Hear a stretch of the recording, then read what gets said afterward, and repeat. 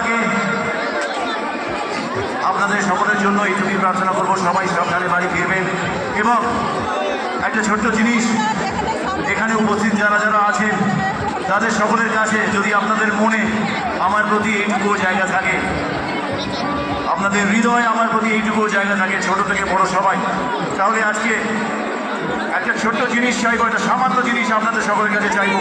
আরামবাগ সবাই দেবেন প্লিজ, সবাই একবার প্লিজ জোরে শুনতে চাই সবাই। একটা আপনার আমার একটা রিকোয়েস্ট, একটা অনুরোধ, খুবই সামান্য জিনিস, আপনার 1 পয়সা খরচা হবে না, একটা জিনিস চাইবো, দেবেন কি প্লিজ?